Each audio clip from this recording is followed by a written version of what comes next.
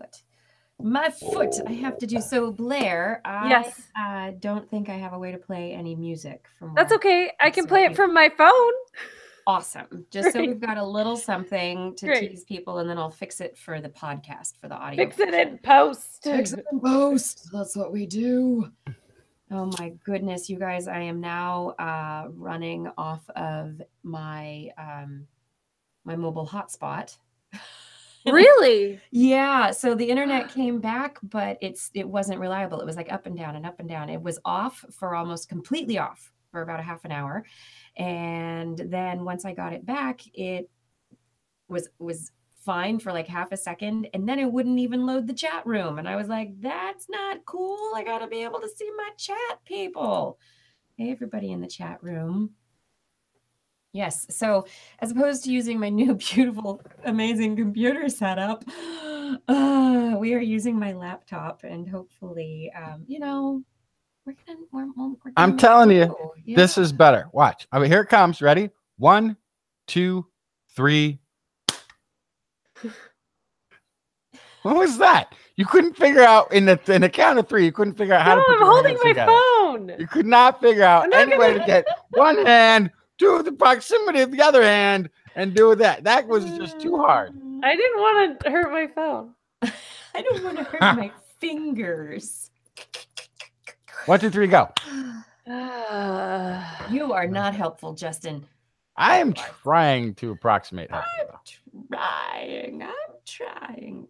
Great song by what was it? Pavement from ages ago.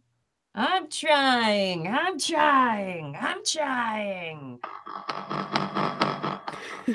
that good? Oh yeah. All right. Okay. Oh, that's one of my. How are we getting lower tech with time? Trying to figure out. The longer we do the show, the lower and lower the tech goes. Oh my god! To listen to TWIS, get a very long string and a paper cup and hold cup to your ear. There's gonna be a lot of strings around the world, you guys. That's right, paper cup internet around the world. So I want things to work better, but okay, we're cool. Let's just have fun here, right? Are we ready to do a show? Let's do it. I know the audience is ready, and we are way behind. So far behind, but we are going. Everybody says we're 5 by 5 for audio, and I trust. Is there no way to turn up my audio? Yeah, I can turn it up. Turn it up. I can even. Now we just need to talk it 2 times, and we'll catch up. Yeah. I'm game. Turned myself way down. I need to chug some coffee, and then I can talk it 2 times. Am I loud enough, you guys? Too loud now. Too loud now. No, not too loud. You're fine. Am I fine? Am I loud enough? No, it's too loud. If I talk like this, volume might be down. Super tenor. Right. That's right. Let's just have a whole perfect sound. Okay, we got perfect What's sound that? for a second. My volume is too low. No. Chat room says my volume is too low. No, it doesn't. No, it does not. Your volume is not too low. Your volume is perfect. Okay. A little bit louder now. That's right. I guess I just need to turn myself up and make myself. All right, everybody. Who wants me to read them audiobooks? No, we're going to do a podcast. Starting in 3, 2. This is TWIS. This Week in Science, episode number 667, recorded on Wednesday, April 18th, 2018. Sticking the landing with science. Hey everyone, I am Dr. Kiki, and tonight I am going to fill your heads with space diamonds, moles, and ants. But first, disclaimer.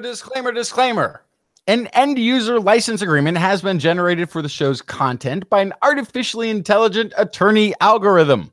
Though at the time of airing this episode, the algorithm is still generating exceptions, conditions, and ludicrously unlikely lack of liability caveats.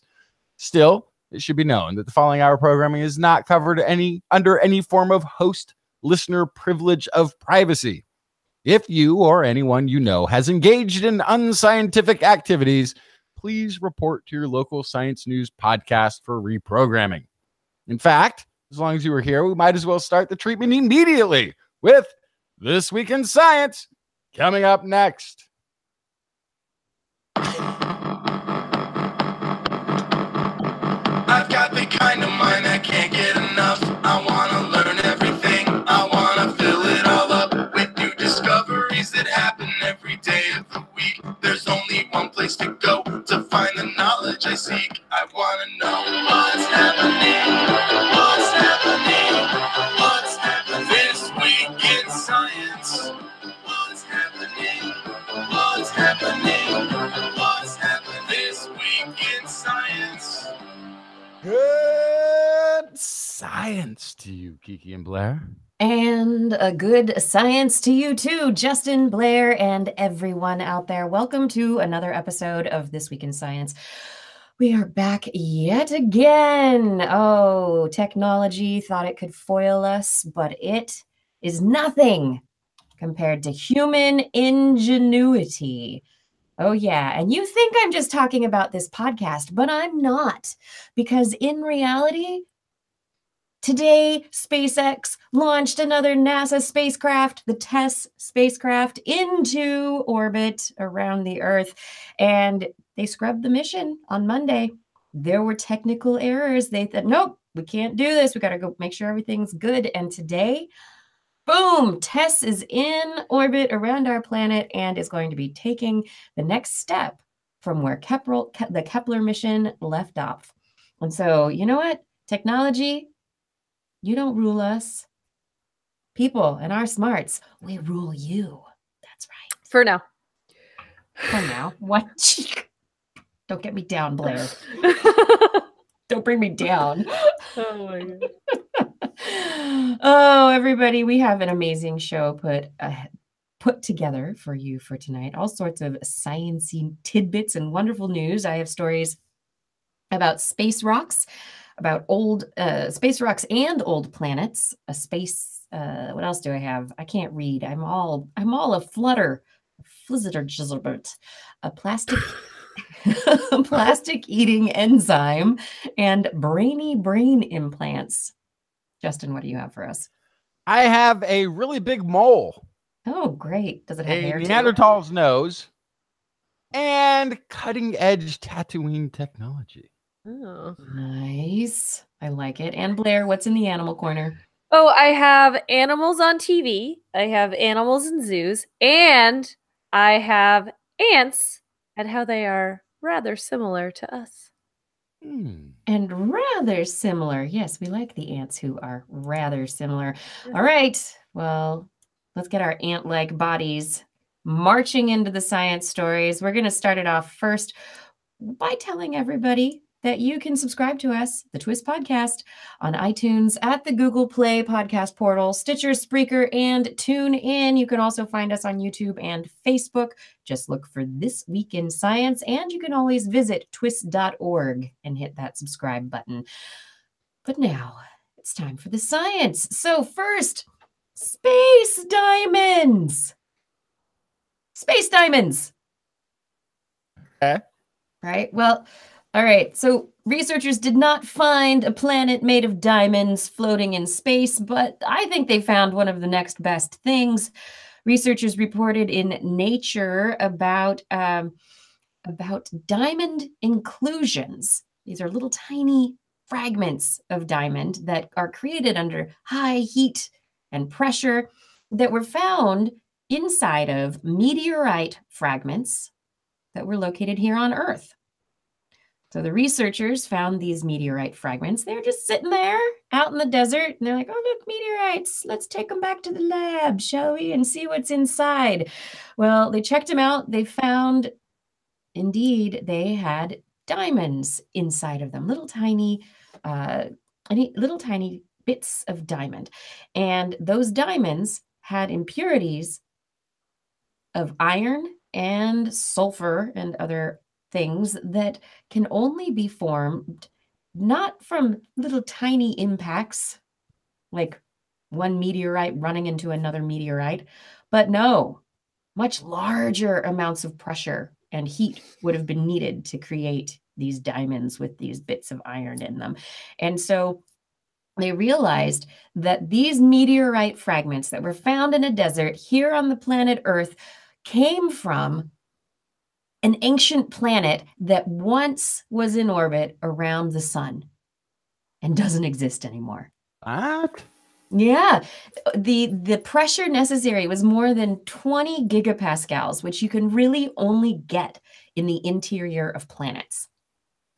Can't get that amount of pressure and heat from an impact, or at least any kind of impact that would, you would expect from meteorites of any size hitting each other. So they think that these chunks of space diamond, little bits of space diamond, that they came from a planet, or at least a protoplanet that used to orbit around our sun, but it's not there anymore. So the first suspect that jumps to mind is this one of our own? Like, where did this meteorite come from? Is this one of our own? Because like we had the whole moon Earth collision thingy or the thing that hit us that turned into the moon, which is from us. With this other object that was absorbed, there is now like hard to tell who started what. But is it from that, or is this like some sort of Oort-Cloudian planetoid that existed once and is no longer? Right. So maybe it was something further out. I mean, they think that the planet could have been the size of Mercury or Mars, so a fairly large body. And I guess from the minerals that were found in these meteorite fragments, they don't think they came from Earth origin. So this is something that was further away and probably existed within the first 10 million or so years that the solar system existed. Interesting. Yeah. So I love that, let's just pick up these meteorites and check them out and see what we can find. Oh, look, there used to be another planet that was destroyed at some point in time.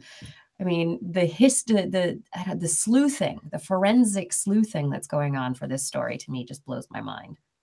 Well, and not to mention now that's the coolest engagement ring you could ever imagine. Here's this diamond from space. A dead planet. Yeah. Mm-hmm.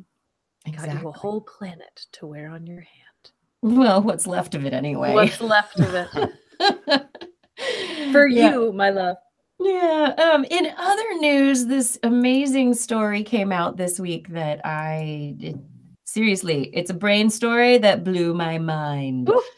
One of the biggest names in brains and neuroscience is Fred Gage. And I've talked about him before. He's one of the researchers behind the original discovery that people could have new neurons born in their brains going into adulthood, and people wouldn't just be born with the number of neurons they have when they're born.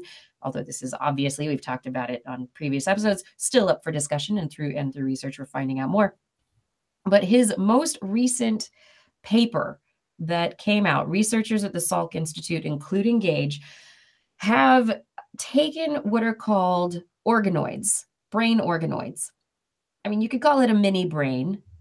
They're limited by how big they can get, in that if they can't grow very large because blood vessels aren't available to grow into them and to keep the cells in the interior alive. So once they get to be a few layers thick, or at least they reach a certain size, and then they start dying because they're just not getting the nutrients that they need. So these researchers are like, how can we get around this? Oh, I know. Why don't we take a human brain organoid? So these are cells, stem cells from humans, turned into a little tiny mini brain. A little, it's supposed to model what brain cells do when they interact with each other. And we're going to we're going to dig out a little tiny piece of a mouse brain and we'll stick our human mini brain into the mouse brain and see what happens.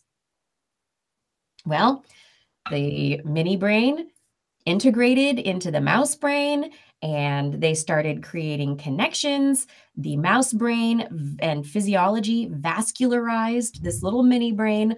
The mini brain continued to grow and thrive and was talking to the rest of the mouse brain. They could see interactivity between the different brain bits. And so the what they really have shown here is they have a model for potentially growing these human little mini brains and keeping them alive for a substantial period of time in a living organism to be able to test disease states. So Or- they can, Or there you go, Blair. There's your singularity. Right there. I'll live in a mouse. All right. Live I'll forever in a mouse. I'll take it. Although they don't live very long, so I don't know if that really is my singularity. This is exactly why people have these caricatures of mad scientists. Exactly things like this. But so the idea is they could test quote unquote human brain in mice. Is that kind of the end goal here? Right, because you can't go, I mean, we can only go so far in how we can, use CRISPR or gene editing to mess with neurons and as it in a dish. And we can't do that in living people, right? There are lots of reasons why you don't do human research. And anyway, you can take a mouse, and if you can get these cells to survive and to behave, you can see where deficits maybe occur in the way that they integrate and they communicate. You can maybe see what changes to genetic instructions lead to disorders or of connectivity.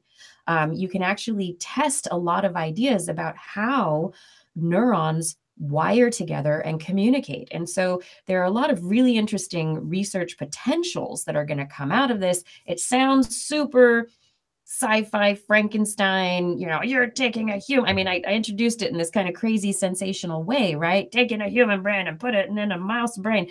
This is not all about making mice smarter. They did behavioral tests and no, the mice were not any smarter than regular mice. They were all about the same level, actually. So the human cells didn't take away from the abilities of the mice to do their normal business and their brains to work, but they didn't add to it either. And so that's actually a kind of interesting and good result on its own. So it didn't add to it. So originally I was thinking, oh man, if you had brain damage, maybe you could carve that out.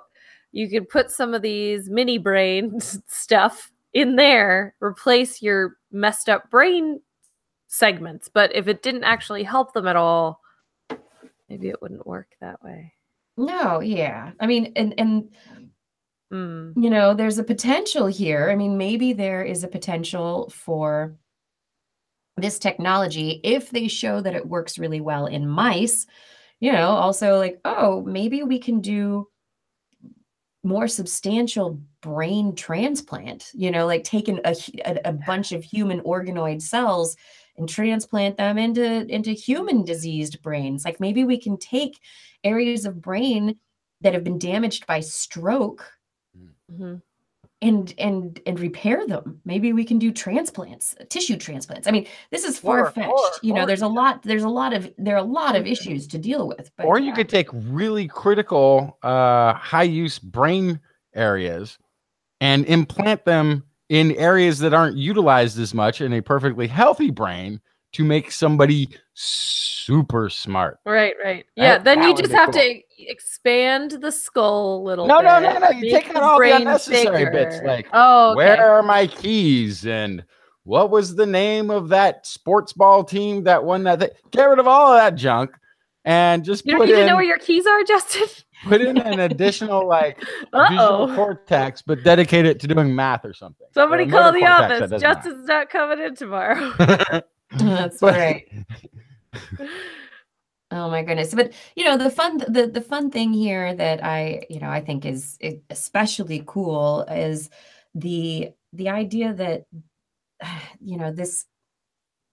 this could potentially lead to some really neat developments in neuroscience. And I think that around, joking aside and everything, you can take neurons, have kind of specific, maybe local epigenetic instructions or neurochemical instructions, but a neuron is a neuron. It's a wire that takes instructions from one place and responds to them and sends instructions to another place.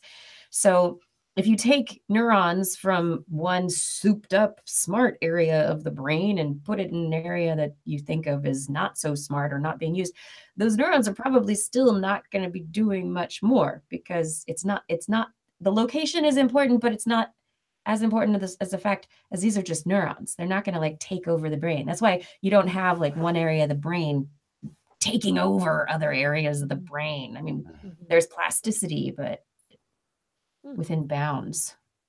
Well, let's try it and see what happens. Yeah. I volunteer. What could go wrong? Oh, Justin volunteered. Yeah, I volunteer. All right. Really. Great. And my final opening story is super brief, but I think this is a really big deal. We've talked about Ebola on the show many, many times. And a couple of years ago, researchers began a trial for a vaccine for Ebola, for one particular strain called the Ebola Zaire strain of Ebola. And 2 years in, they are still finding antibodies to the Ebola Zaire strain in volunteers' blood, which means that the vaccine is still working. And so that means that this vaccine may have the opportunity to provide long-term protection, as long as 2 years, and possibly even longer for people who are in areas that where these outbreaks of Ebola occur. However, this is, one particular strain, and there are several strains of Ebola.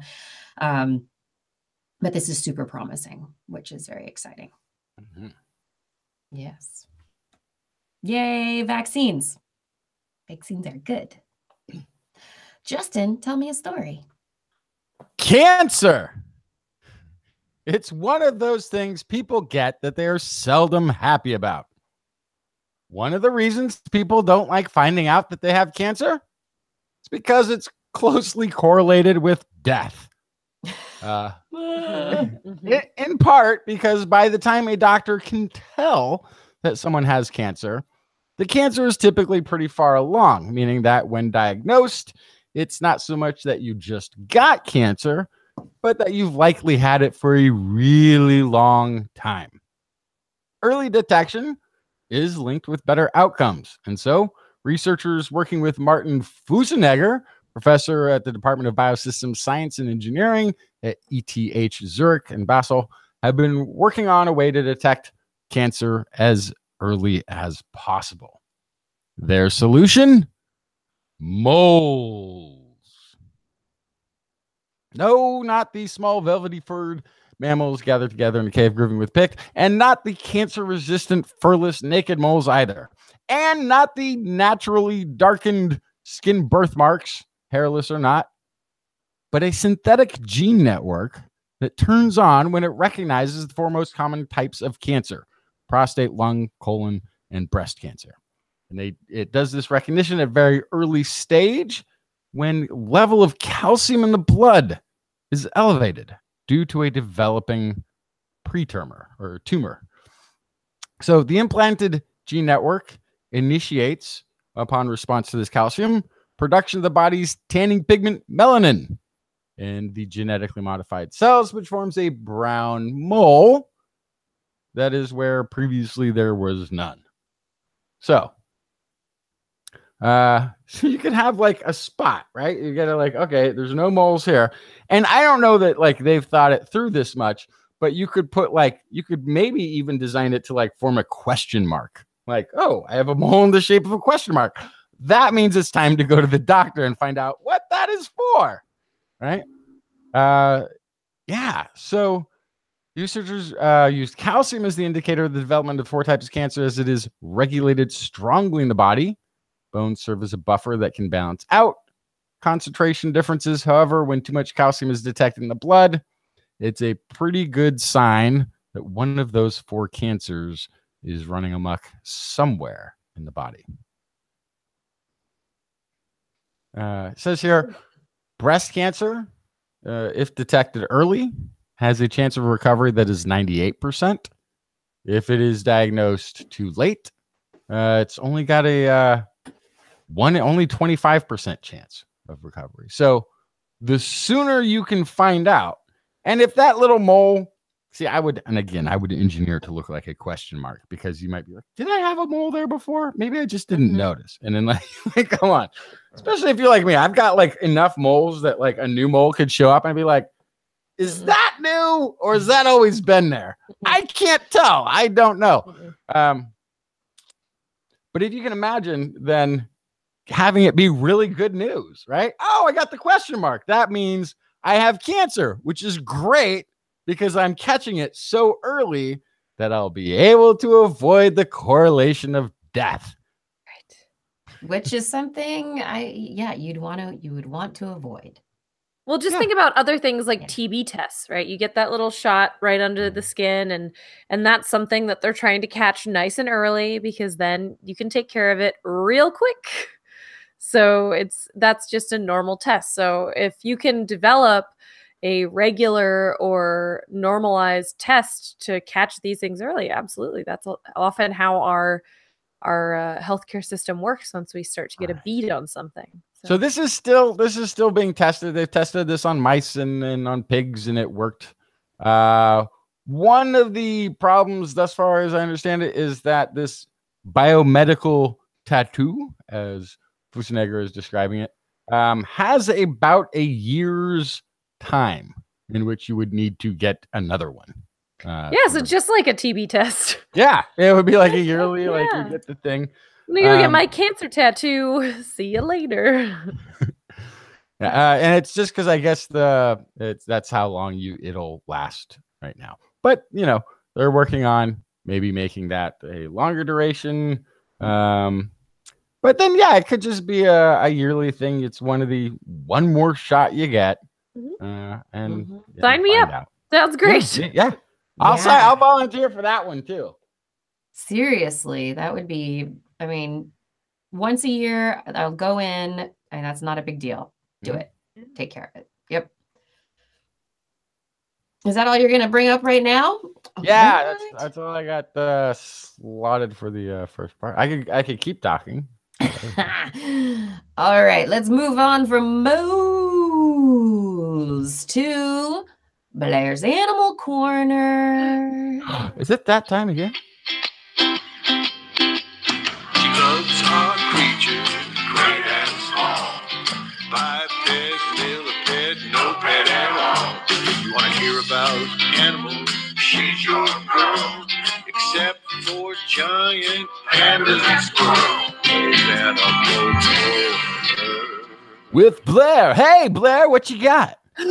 I have a really interesting story about animals on TV and in the media and in magazines and just everywhere. Animals are really commonly used to market things. They're used in TV shows and movies. And it's because people really love animals. I'm not the only one that really likes animals, I'm not the only one. I'm not walking through the zoo all by myself every day. There are other people there to see them. But this new study, looking from Oregon State University, is looking at the most quote unquote charismatic animal species. I had a professor in college who used to call them charismatic macrofauna. And so his whole idea was that pandas get a lot more attention than beetles, even though they are both very interesting and both deserve protection in different ways. So these charismatic animal species, particularly the ones at high risk of extinction, have trouble getting their story across because they are represented often in media. So this new international study started at Oregon State looked at the popularity of different quote unquote charismatic animals. And they used a combination of online surveys, school questionnaires, zoo websites, and animated films to identify the 10 most charismatic animals. Any guesses? Pandas. Lions, Yep. tigers, Yep. bears, Yep. So koalas. you're doing great. So the top 3 were tigers, lions, and elephants. Tigers, lions, elephants. And then after that, they were followed by giraffes, leopards, lots of cats on this list, pandas, cheetahs, polar bears, gray wolves, and last, gorillas. So what's so interesting about this is that every single one of those animals is currently threatened with extinction, and almost all of them, that one of their main issues is poaching. So these are the animals that people are most excited to see and are most often used in the media. They are also animals that are actively being eliminated from this planet. What's interesting about that is that the frequency that people see these animals in pop culture and marketing materials creates a, quote, deceptive virtual population. Because they see it so often, there is a public perception that these animals are more prevalent than they actually are. Like unicorns. Right, absolutely. We get people all the time asking where are unicorns daughters, which I do. At some point, it's like, kind of have to have a little conversation about this. Yes, and when I worked at the aquarium, everyone wanted to know where the mermaid tank was. It's a thing. But so, for example, the average French citizen sees more virtual lions through photos, cartoons, logos, and brands in 1 month than there are lions left in the wild. Wow. Which means, crazy. Yeah, seeing these animals in media creates a false perception of prevalence. It makes people think they're not at risk of extinction and they're not as in need of conservation because you see them all the time. Additionally, it also promotes this idea that they're being taken care of because they're in the spotlight already. But what actually happens is people are not as likely to support conservation organizations for animals that they see all the time. And, you know, lions are kind of commonplace to people at this point. So to tell someone lions are disappearing, if they still are seeing them every day somehow in the media, then it doesn't feel as urgent. So... But are the messages that are going out along with these images, I mean, are they just, you know, pop culture images, or are these images about, because I have to say, when I see images of stuff sometimes on social media, it has to do with, oh, look at this elephant that was poached and killed by, you know, such and such a hunter for a trophy. Right. They want, you know, or look at this lion. You know, there was the big thing about that male lion that everyone was trying to save for a while. Murdered by the dentist. Yes, that one. Yeah, so this is taking into account all of the things, even like toothpaste brands that might have an animal on the front. So they're saying that in addition to this, nearly half of all the non-teddy bear stuffed animals sold in the United States were of these 10 charismatic animals. And in France, an example, 800,000 Sophie the giraffe toys, if you've ever seen those, the little teethers, were sold in 2010. And that's more than 8 times the number of giraffes left in Africa.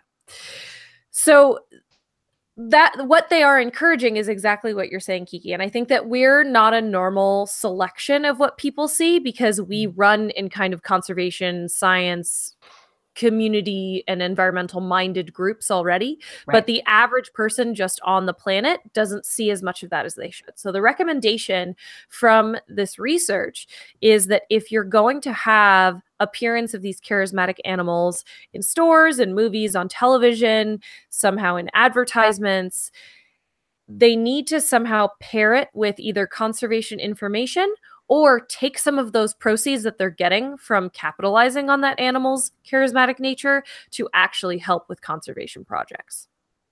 Yeah. Or perhaps both. Both. I'm in. So, yes. Do it. What does giraffe taste like? Oh. So it's not for food.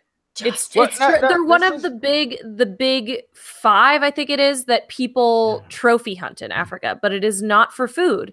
They do it to say that they have hunted a giraffe. Because giraffes are so hard to find. Well, I understand that, but what I'm suggesting though is that if it turns out that giraffes make a nice steak, I mean, you can't drive in any direction from my place and not run into a pasture full of cows. Like, so here's the problem: cows is food. Cows eat a lot of different things. Giraffes eat acacia. So you'd have to have enough acacia to feed a 1,000-pound animal to make probably as many steaks as a cow would make. Well, I mean, you probably need less giraffes. I think they're bigger. So their midsection is probably pretty similar in terms of flesh you could eat to a cow. Because that neck and those legs are there's not a lot on there. But point being, the reason we're talking about it, Kiki, is the point I'm trying to make, at least, and last ditch effort to prevent an animal from becoming extinct. You know, the animals raise them for food. Well, I mean, would chickens be surviving in the wild in the numbers that they've attained? Chickens and cows have both evolved as a result of domestication, so you wouldn't find them in the wild. Exactly, and that's why. And they are the products of domestication. So they are not their wild cousins. Right. So if you were breeding giraffes. But this is the point. Maybe we should look at domestication efforts then, because obviously this line of trying to keep wild animals wild and preserved in that manner is not working. Justin, I think you're getting bogged down on the idea of saving giraffes because giraffes are cool, but the idea is that you're trying to save species to keep ecosystems intact. Yes. So each animal in an ecosystem serves an ecosystem service. So it's not just that people think giraffes are cool, it's that the African savanna depends on giraffes clearing areas of acacia to keep trees alive that then feed other animals. So and there's seed dispersers. It's all of this kind of stuff. So it's not about finding ways to keep species alive. I get that. However, the reason one of the animals, the gray wolf, is often killed. The reason for it is because it threatens livestock, and it has an impression of whatever. If all of a sudden giraffes are livestock, they will be protected from the poachers by the people who want the giraffes to live long and prosper up to a certain point in which they are turned into food. I think we have to address the elephant in the room, the 800-pound gorilla, which is neither of those animals, but it's the humans. We have to know that there are going to be humans in wherever there's an ecosystem. So the thing that would preserve them is make them a viable commodity to other humans. But they're not going to be, because they are, as Blair has brought up, they are very specific in their diet. They play a very niche ecological role, and their habitat is decreasing because of encroachment from human habitation. And I doubt horses spend a whole lot of time eating hay and oats back in the day. So I mean, Justin, I think this is going off on a tangent. This is going off on a tangent, and this argument is going to go on way too long, because I think we're talking in parallel to each other. I think we move to the next story. You just don't agree with me yet. And I don't think we will, because I don't think you're right at all. And we're also looking at this. You're looking from a consumerist perspective, and we are looking at it from an environmental service perspective, which are two very different things. So let's move on to the next story. Which one will be on the planet longer? That's all I'm going to say. That has nothing to do with what I was talking about, but let's go ahead and move on to the next thing. Maybe instead of food, Justin, what we need is like, what's the show where you go to the island and you have to do different things and then get kicked off the island? Are you talking about Survivor or Naked and Afraid? Sandals? We could do Survivor animal style. Giraffes, gorillas, elephants, and pandas. Who will leave the island first? Right. They're a Okay. huge entertainment factor. Okay, now you're doing gladiator battles with animals. Now you're like cage matching these things. This is good.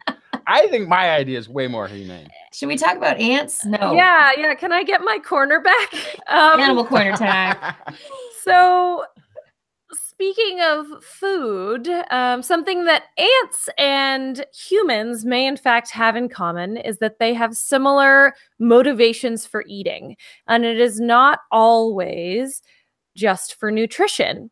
A new study from the University of Regensburg in Germany wanted to see what black garden ants did in relation to food and hard work. They set them up in a lab and they had them go through either an easy stroll or a difficult hike. Each was followed by a tasty, sweet drink. They wanted to see if they liked their sugary drink better when they had to work hard to get it. Basically, question being, I know I much prefer a cold, frosty beer after a long, hard day's work. But that's exactly what they were looking for here. When the ants went for an easy stroll, they just had to walk through a horizontal pathway, and at the end, they got a sweet lemon-flavored syrup. Then they went on a hard hike. Ants had to go up a vertical runway, and then they received a rosemary-flavored syrup. Researchers then made the ants choose between either rosemary or lemon-scented pathways and found that ants chose the rosemary-scented path. Aha, I know what you're both thinking.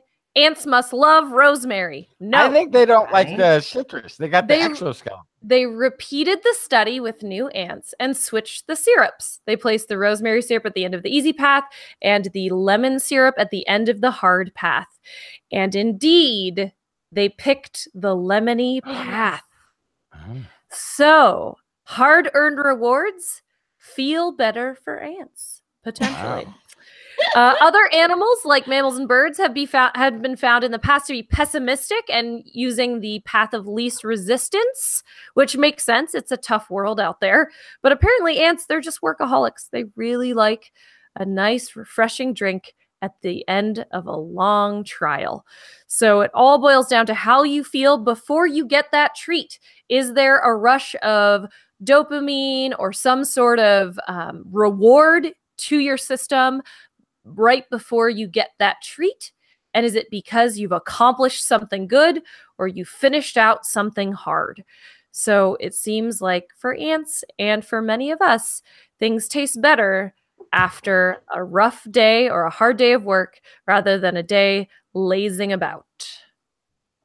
So I'm wondering though, this is they had to climb the harder hill, right? And they're expending a lot of energy. So how do they know this isn't just, I mean, this is a syrup, right? So does it have nutritional value? Is it, how do they know that this is just I deserve a reward? Yeah, it's definitely an anthropomorphization. I agree with you there. But what's weird is that they would pick the harder path. So why wouldn't they just choose the easier path and drink less of the syrup? Why would they choose the harder path on purpose to get their sugary treat? It's odd. Right. When they can get the sugary treat from the lower, if they choose it themselves, right? So yeah, I would want to test hormones. That would be the next thing that I would want to test. Yeah. So do they have any change in any stress hormones? Is there change in what is modulating the effect? I mean, I guess the interesting thing here is that because they're laying down their pheromones on the trail toward on the higher side, they're basically like, there's a treat up here. And then more ants are going to follow that path. Yeah, absolutely. I wonder if you could get enough information from their wad of nerves instead, not exactly a brain, to figure out, the whole reward center idea and try to find kind of a parallel to what would happen in our brain and see what's going on there. Because I don't know a lot about human brain related studies or human reward related studies with this whole idea, but it would be interesting to see. Yeah, absolutely. The idea that the ants are rewarding themselves and enjoy that. That's, yeah. Yeah. What? Oh, insects, you bring us enjoyment. You're much more complex than we ever considered. Yeah, there's just so much going on. Mm-hmm. Yeah, and that the ants would be like, hey, you guys, there's a really good reward up this hill. Yeah. This one's the better reward, even though they're really the same. I don't know. Anti-actions.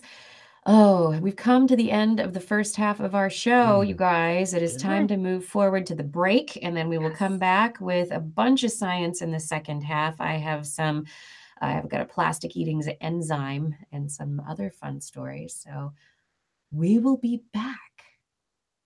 Stay tuned.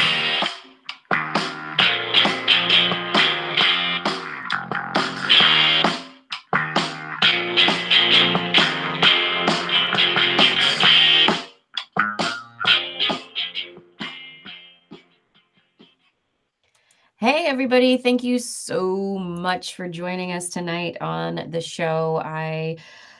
We just want to thank you all for being here with us. And as you're here, I want to take a moment to remind you that you can subscribe to our podcast. You can also subscribe to us on YouTube or Facebook if you have not done so before. So you can get us on whatever device you use every single week when we produce a show. Yes, we can. You can. Yes, you can. So one way you can do that, head on over to TWIS.org. TWIS.org has a nice, handy subscribe button where all you have to do is click on the orange subscribe button and it opens up a Google Play, iTunes, or YouTube option. Subscribe to all three. Come on, that'll be fun. And then you'll be able to download us all the time. Once you've subscribed, you can also tell the world how much you love TWIS by wearing and sporting TWISy goods. TWISy goodness? That's right. TWISy goods. We have our Zazzle store. If you click on the Zazzle store link, that will take you directly to our Zazzle store where you'll be able to buy a mammoth lumbar pillow, mugs, t-shirts with the TWIS logo. All of the proceeds from these sales of items with our logo and art from Blair's Animal Corner calendars from previous years, all of them go toward helping to support this show and keep it going. Our show is listener supported, so your assistance is necessary for us to pay the bills and keep the internet on. Beyond Zazzle, if you go back to twis.org, other ways to help us out are clicking on our donate buttons. That's right. We've got a few ways to donate. One, there's a yellow donate button along the sidebar. Click on that. One-time donation you can do through PayPal. Makes it nice and easy. If you click on any particular week's episode and scroll through the show notes, at the bottom of the page, there are a bunch of pink buttons. You can choose these to be able to donate in a recurring fashion through PayPal. So $2 a month, $5 a month, $10 a month. This allows you to set it and forget it and just know that you will continually be helping one of your favorite podcasts to keep going. Back at the home page, or just any page really, the final way to be able to donate and be a part of the show financially, executive producing, I guess, the bankrolling the show, is to click on our Patreon link. Click on the Patreon link, and that will take you to our Patreon community. The Patreon community has a nice big red button that you can push to become a patron. Become a patron. Help us reach our goals financially of keeping this show going. We can't do this without you, and we really need your help. So if you can do that right now, click on one of those PayPal buttons and donate, or become a patron and become part of the Patreon community and donate there in an ongoing fashion, if you please. Finally, oh my goodness, I did a screen share and I've got too many windows open for all of my little tiny laptop screens this week that I'm using. Would like to thank anyone over on YouTube. Another way you can donate is donating through YouTube. There is a link to donate using YouTube's methods as well. But you guys, ladies, everyone out there, this is a listener-supported show. I get offers every once in a while to take advertisements. And I look at them and I think to myself, is this worth putting out there to my audience and maybe making my audience go, man, the advertisement, what? Or is it worth more to maintain this community with our listeners and to have this back and forth where you're the ones who are really driving the show and you're the ones who matter? So right now, I'm not taking the ads. It's all about you helping us and us bringing you TWIS every week. We couldn't do it without you. Thank you for your support.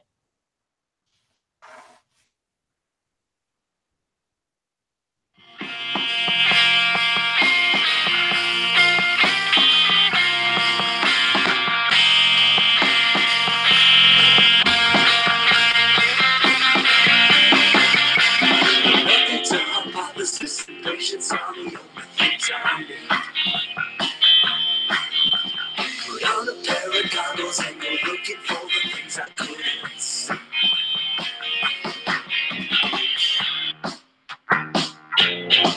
I couldn't see. I couldn't see. I couldn't.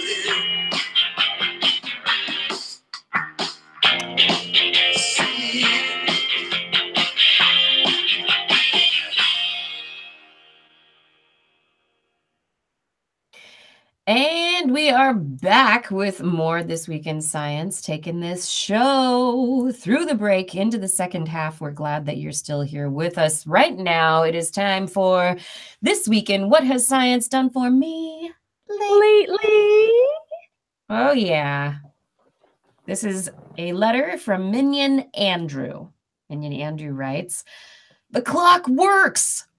I was fixing my clock, listening to the show, and realized all the science that has been applied to making my simple wall clock tell time. Here are just a few. Metallurgy, to purify and produce metals and metal coatings that resist corrosion so the fine gears keep cooperating. Physics, to balance the 12-inch clock hands so the tiny motor turns with nearly no effort. Chemistry, in the battery, to tease out a way to hold and slowly release electrons to power the clock, and a bunch more between the plastic creation and molding and the printing of the numbers and on and on. The more I think about it, the more I see the fruits of science being harvested in this everyday gizmo. Thanks for a great show with tons of variety and levity." Oh, That's great. I love nice. that. I'd be lost without my watch. Right? Our clocks, the things that keep our worlds ticking. That's a wonderful, I just like, sometimes you forget about the little things, the things that you just kind of walk by, pass by, take for granted. You know, we of course, on the show in this segment, we've talked about medical technologies. We've talked about iPhones or, you know, smartphones and different GPS and these fancy gadgets and technology, but the wall clock, even that is a product of science. There we go. And speaking as someone who was born 15 minutes late and has been rushing to catch up ever since, the clock is definitely my friend. The clock is your friend. The clock is my eternal nemesis. Nemesis. Would But you rather anyway. just go by the sun and the moon, Kiki? Oh yeah, absolutely. I would sleep when it's dark. I'd be awake when it's light. Yes. You're like, the sun's up there. I think it's time to eat. Time to eat now. There we go. Okay, Andrew, thank you so much for this reminder of the little things in our lives and how they are also products of science, and that we should all keep an eye out for these things. I hope other people take a look around them and find inspiration in these objects in their world every day. Everyone out there, remember, we need you to write in to keep this segment of the show going, because this is produced by you. I can't just come up with this stuff. It's yours. This is your time to talk. So keep writing to us. Let us know what science has done for you lately. Leave us a message on our Facebook page if you do the Facebook still, facebook.com/thisweekinscience. Or you can send me an email, Kirsten, Kirsten, at thisweekinscience.com. Yeah, and if you don't submit something, it'll just be a weekly segment where I talk about how much I love dishwashers. Right. Okay, please keep that from happening, everybody. Write us letters. Justin, tell me a story. Neanderthals, so much like us, and yet kind of not. They were shorter on average, and stouter, and more muscular. They had a pronounced brow, a much larger nose, a longer face, which jutted dramatically forward. And yet, we both have a common ancestor. So, why so different, Neanderthal? How did 400,000 years of separation from our uncle cousins manifest in this way? One of the answers may have just been published in the April 4th edition, Proceedings of the Royal Society B, international research team led by a professor at the University of New England in Australia, with the aid of an anatomy and fluid dynamics expert at NYIT College of Osteopathic Medicine at Arkansas State University. And how they went about it makes a lot of sense. They started with a Neander ancestor, Homo heidelbergensis, and focused on the divergent features. So they've got a common an ancestor that's further back that's closer related to both of us. They applied some computer simulations to compare the physiological behavior of those features versus our own. And quotey voice, well, our data found Neanderthals to be somewhat less efficient at conditioning air than today's humans, something I would not have guessed. They greatly outrivaled today's humans in their ability to transport large volumes of air through the nasal passage into and out of the lungs, says Jason Bork, PhD, assistant professor of anatomy at NYITCOM. Homo heidelbergensis provides us with an evolutionary compass, he explains. It allows us to figure out what Neanderthals inherited versus the novel anatomy their species evolved. This approach permitted the researchers to ignore Neanderthals' strong brow ridge, which was an inherited feature, and focus more on their enlarged nose, which was very unique to the species. So some of the existing theories have suggested that the large face structure was because they required a stronger bite. We do know that they used teeth as sort of like a third hand to hold things. But this is kind of combating that a little bit. They're saying the biggest functional difference would have been the amount of air intake and output. So this is, in fact, they're suggesting that Neanderthal noses were able to transport twice as much air to the lungs than modern human noses would be able to do. That's fascinating. I mean, they were also stockier and maybe had larger muscle mass as well. So maybe that, made balanced out the efficiencies. So part of it they think is because these are big game hunters. They may have had to put out a lot more physical exertion in sort of tracking or combating the prey.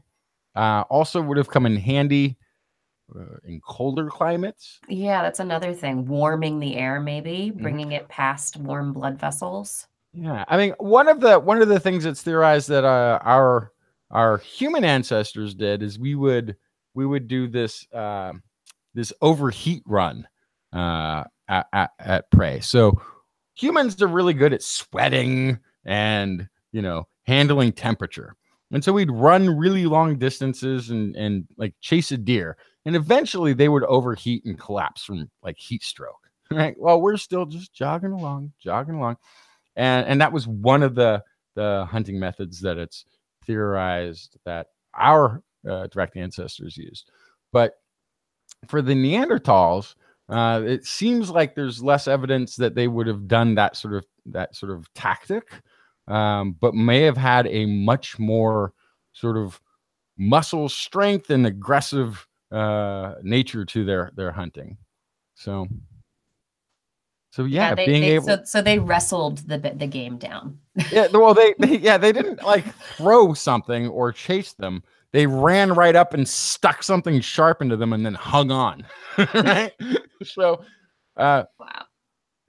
And so to feed those muscles in that sort of high strength environment, you could imagine needing a lot of oxygen to keep going to those muscles to power them right there, then and there in that moment.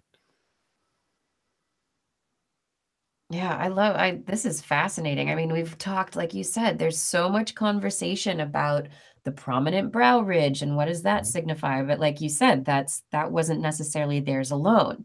The brow ridge was a thing for a lot of hominid species. Mm-hmm. Right. And there is, and I didn't bring it, so I can't really I can't talk about it, but there was something that I browsed through or looked at, which was talking about the importance of human evolution of the eyebrows, because they're so expressive that this is like a really fundamental like human communication attribute is our eyebrows. Yeah. So, you got to pronounce brow. Maybe that was just, early humans. Maybe it was a pre-speech adaptation to be like inquisitive. Wait, say I got to take the last one. Inquisitive, unsure, surprised, angry. Like you could tell a whole lot just looking at some eyebrows. So yeah. See, and I thought they were just hormone catchers. Eyebrows? What? Yeah, Like from what? the sweat. When you sweat out, pheromones, it catches in your eyebrows. That's one of the reasons you have them. Interesting. So you can, exude It chemical signals. Or it's also, like a good replacement for a headband. Also true. Also keep sweat and maybe channels it out along the edges as opposed to into your eyes. Yeah. There's a very good reason we have hair where we have hair. It's fascinating. I don't know. Well, that explains that place. Okay. There's an explanation for all of them. I guarantee you. I really want somebody to test this somehow. Eyebrows as pheromone catchers versus sweat channelers. Maybe it's both. This is fascinating.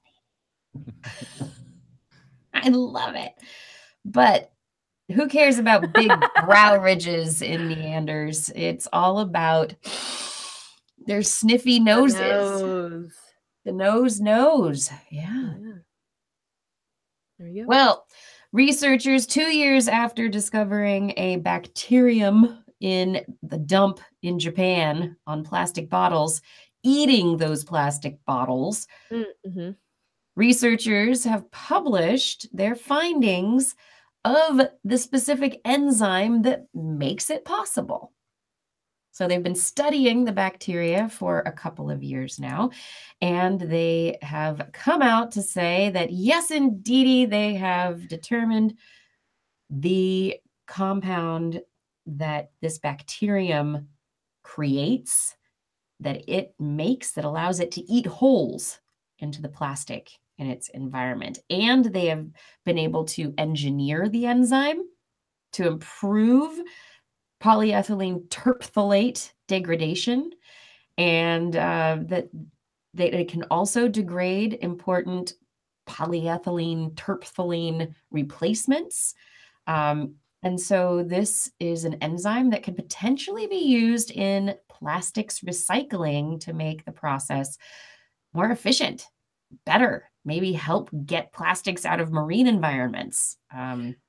So are they saying they're breaking it down into past just teeny tiny pieces of plastic? They're actually breaking it down into separate chemical elements? Yes, biodegradation. Because So- previously we've talked about worms and other things that they said, oh, they digest plastic. Turns out they actually just poop out smaller bits of plastic. But this is actually tearing it apart. That's fantastic. It's a digesting enzyme that tears it apart, doesn't just make microplastics. No. Yes, this is digestion. That's fantastic. Yeah, so this bacterium Ideonella sakaiensis 201F6 had this ability to grow on PET, PET, which is polyethylene terephthalate, the acronym for it. They use the carbons in the plastic and also just use it as an energy source. So this is very exciting. It's a big step forward, and there are other polyesters, other plastics that it does not degrade. So it is more specific in nature, kind of PET specific. So yeah, but this is exciting. Okay. So before we go like breeding it and dropping it into that floaty plastic island in the ocean, does it degrade it into microplastics? Isn't that what Blair just asked? I just asked about that. Did you really? Because I must have been zoning out. Like this just like, wouldn't that be like the same problem? Only like now on the micro can go everywhere scale. Yeah, so that was my question. So it sounds like it actually breaks it apart into its chemical elements. So it is not making it into microplastics. It's actually digesting it. Because it takes out carbons and uses them. So yes, the molecule is being broken apart. All right, let's fill the ocean with this stuff. Or you could just line those trash catching vessels, just line all of the filters with these guys. Except those are made out of plastic. Not always. Could be made out of metal. We'd have to, bring back the metal trash can so that we can digest our plastics at home. Absolutely. There you go. Yep. So this is exciting. Exciting. Yes. Exciting stuff for plastics. Maybe but we'll be still able to get rid of it. Still support your plastic bans in your local elections. Oh, yeah. That's still a good thing to do. Oh, yeah. That's still very important. But we have a mess we also need to clean up at the same time. So this is great. A step in the right direction. Not yet a solution, but a step in the right direction. Okay, Justin, take us to Tatooine. Ah, yes, Tatooine. As any moisture farmer on Tatooine will tell you, every drop counts. And while we Earthlings have but one sun to deal with, water supplies can still become strained. For those who live in arid climates year-round, water shortages can be a thing that you have to live with. Recent research by researchers recently reported that they have happened upon a way to harvest fresh water from fog with what is being hailed as a harp technology. Now, my first impression of this is like, well, if you've got fog, are you really someplace that doesn't have fresh water? Yeah, so there are places in Israel where they do this. There are entire, they're basically moisture farms where they look like giant fly swatters. Yes. That catch the fog and collect them down in a vessel. Yeah, this is a thing that they're doing in Israel already. Right. So this is the current technology. It's setting out mesh netting, right? Which is like throwing a net into the air and catching water with it that then falls into a collector. This harp technology that they're calling it is an improvement on that design. So the researchers made 3 harp prototypes with just the vertical wires. So they aren't doing the cross meshing, but they're just doing long vertical wires to catch the water droplets, which also then fall into a collector. When they compared their harps with the meshes that had nearly the same thickness, water collection efficiency was as much as 3 times greater. And I guess a couple of things that happen if the meshing, if it's too thick, you don't collect enough. If it's too thin, it becomes clogged. Like the tensile strength that was not tensile strength. What's the strength of a water droplet? What is that called? It's not tensile strength. Surface tension. Surface tension. Thank you. Surface tension creates clogs in the mesh if you make it too fine. So, yeah. So they created these just vertical lined with different tensioned wires, and they found that their thinnest one was the most effective. So cool that you actually got to see one of those in existence. I had actually not ever, I mean, and I've seen a lot of different types of water collection methods. That's not one I'd ever heard of before this study. Yeah, so they also had a dew collector, which looked kind of like a giant metal leaf that the dew kind of just, it poured down the vein of the leaf into a collection pot. Yeah, it was really neat. Very cool.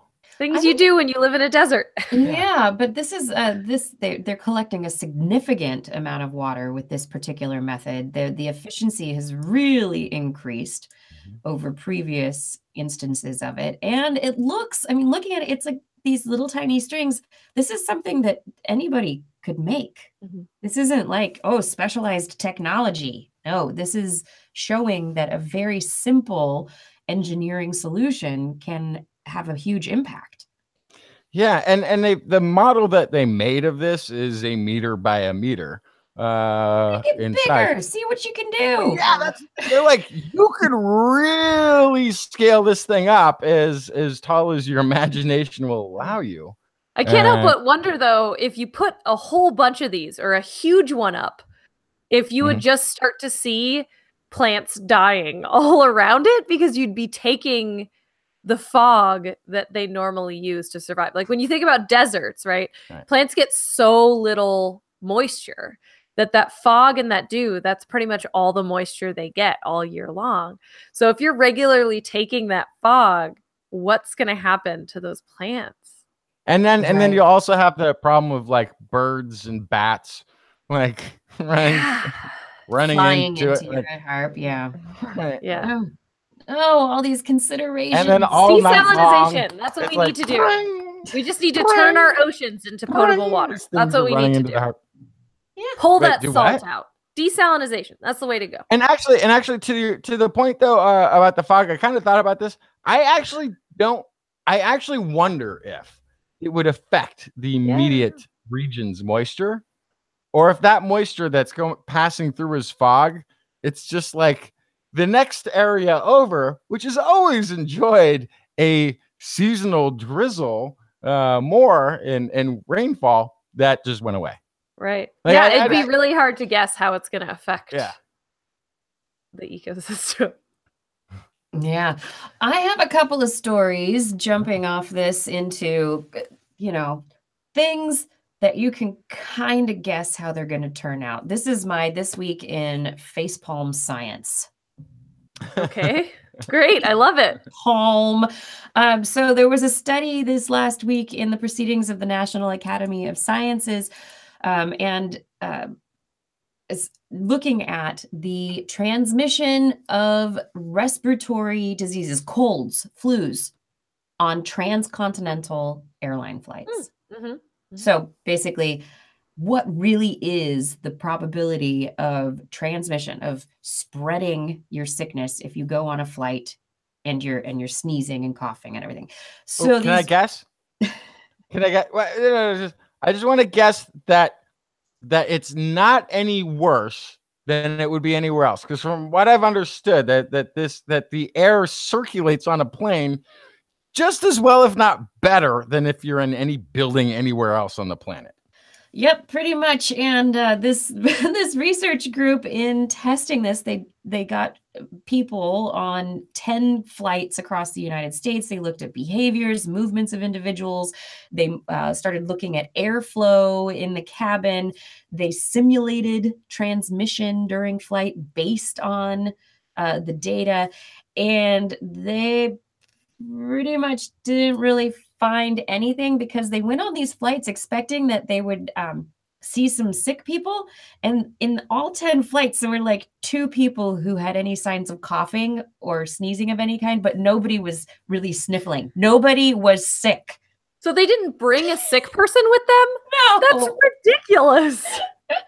So they couldn't actually really say, oh, a sick person moving around. All they could really find out is, well, airline attendants have more contact with more people during a flight. And so they're the better vectors for transmitting any disease. They also considered that the standard, this is the one interesting thing, is the standard they saw was that the expectation is that aerosol particles, that droplets from a sneeze or a cough, can travel up to 2 rows of seats away from you. So that person who's sneezing constantly behind you is actually getting you sick. Your seat is providing no protection. Yeah. And what they determined is that 2 seats is actually pretty lax. Theirs was much more conservative. 1 row away is really, that is the hot zone for transmission. Yikes. So if somebody behind you is sick, you're potentially getting sprayed by stuff. Yeah. But this whole thing I just thought was kind of funny because they were looking for sick people transmitting stuff and they didn't really see anybody. And then they came like in their discussion, they're like, well, we didn't really see it on the flights. And so we think that the highest probability of transmission occurred maybe at the airports themselves. And so how about you throw those flights out, folks? Yeah. I'm glad they started looking at this, but you know what? Facepalm. What?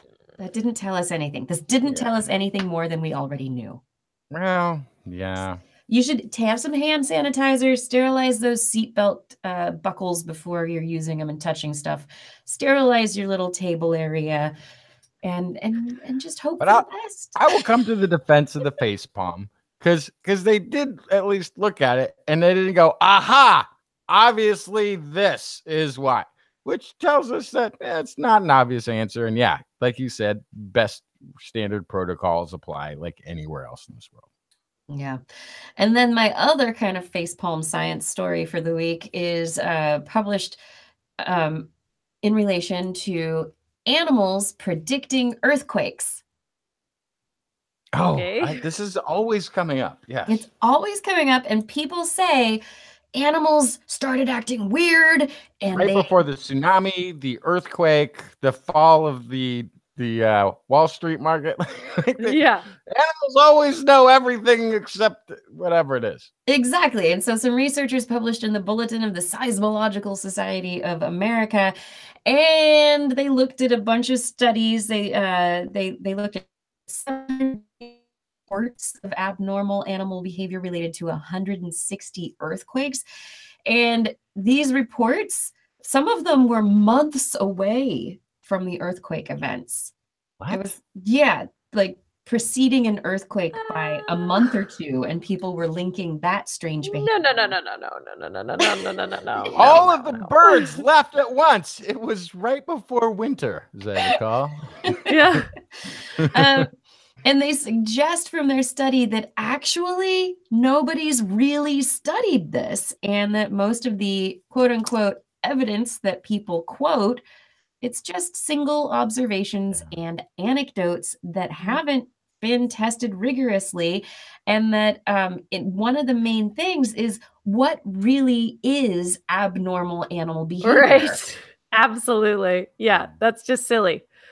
The other thing about it is maybe a mouse startled that animal and then they moved funny and then but you didn't see the mouse. You don't know. The reason it's hard to study though is obviously because these are events that we don't know. We can't predict the timing of them. Yes. So we don't know until it's retrospect. And then you have to remember.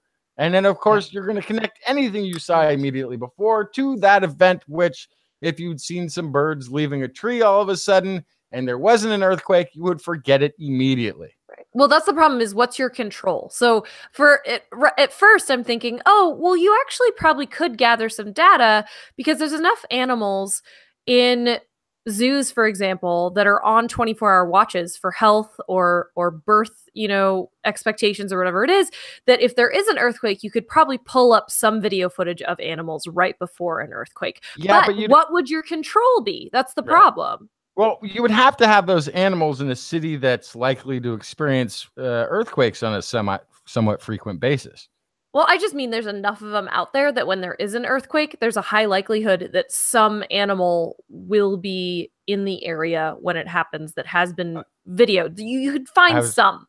That's what I'm saying. I was trying to be subtle. But being that you work at a zoo in San Francisco, which probably has animals that are monitored, can you not dial back the video to the last earthquake and see preceding the earthquake if there was strange activity? That's a great question, and we probably could have, but nobody looked for it. Right, and at a place like a zoo, people would know what behaviors are normal and not.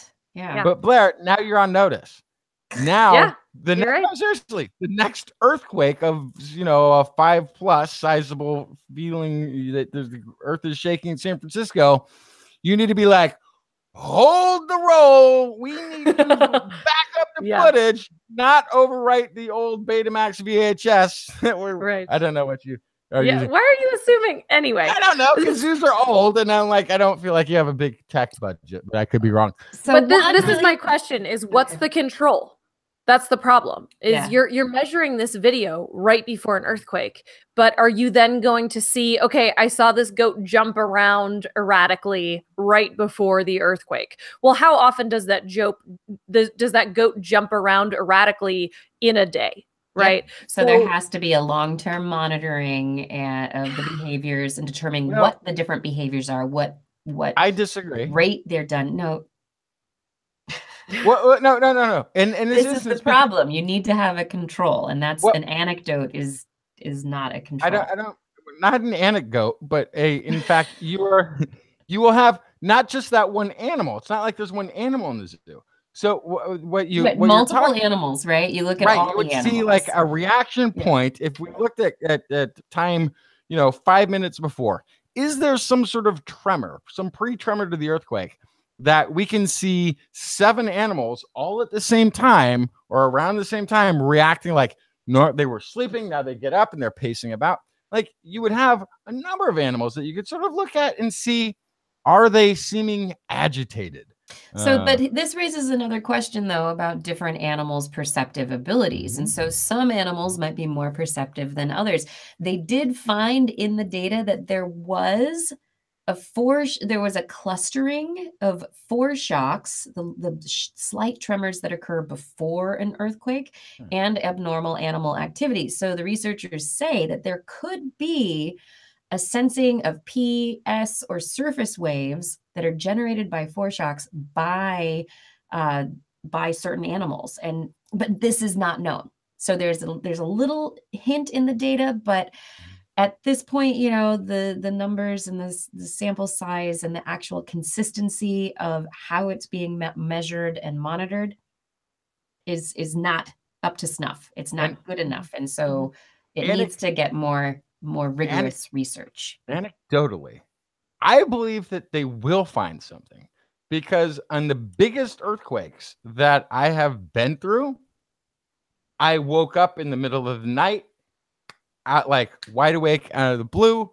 totally wide awake, and then not too long after, bam, big earthquake hit. And in an unusual way. Like, I felt like, and a couple times I felt like something's weird. I don't know why. Suddenly I'm awake. I'm going to go maybe try. It could have been a foreshock. No, that's exactly what I think. I don't think it's ESP. I think there was enough of a something that I noticed that those around me didn't. And I didn't even notice it. It just happened and like got me agitated, like when I had been completely asleep. So I don't doubt that that's possible.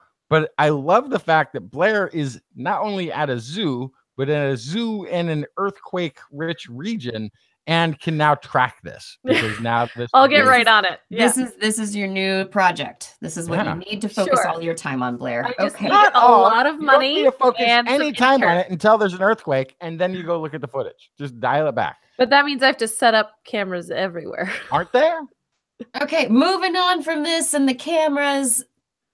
have you guys Betamax. heard of the kissing disease?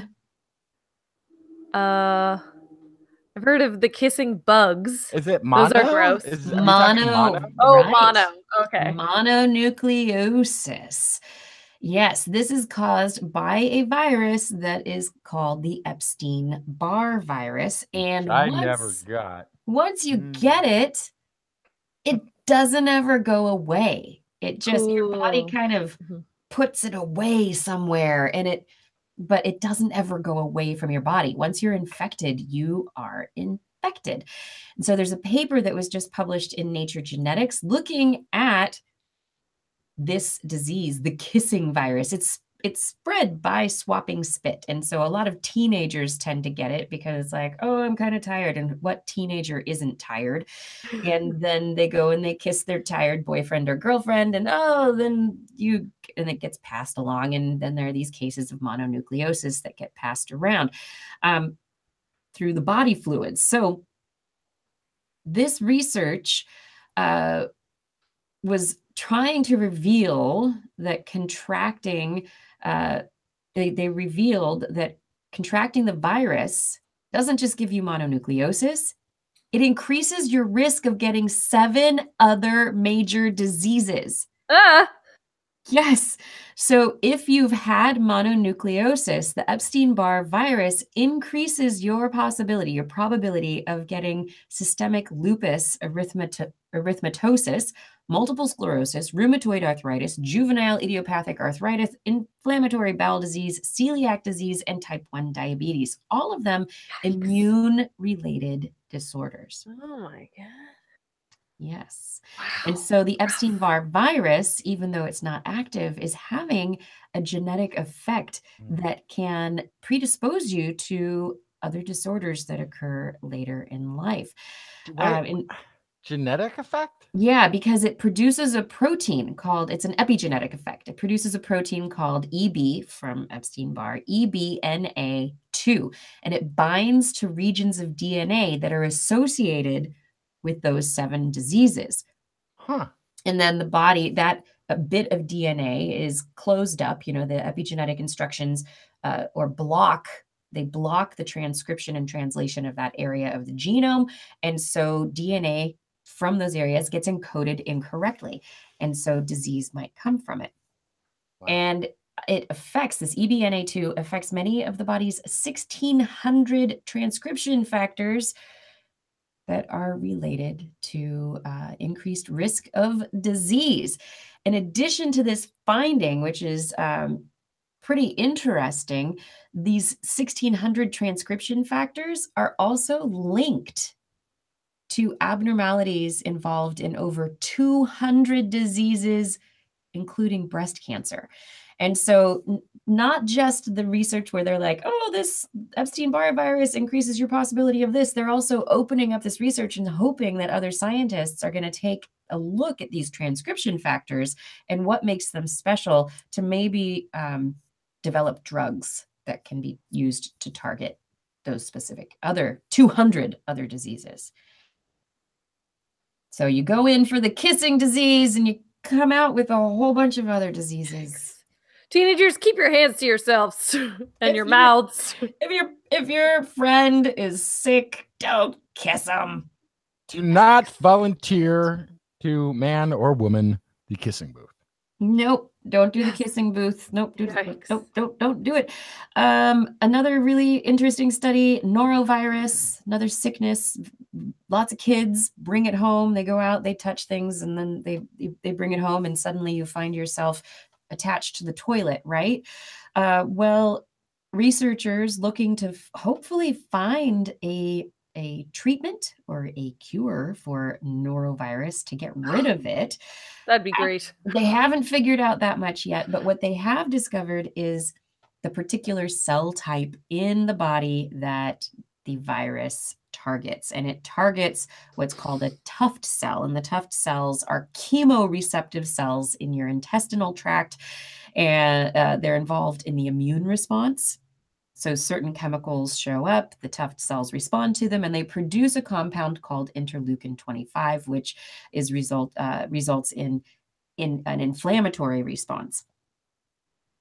We don't know, they don't know, it's not necessarily the interleukin 25 that is resulting in the results of norovirus, but there's something going on in that relationship of norovirus and the tuft cells that researchers are trying to figure out, because that's going to potentially lead to many happier families.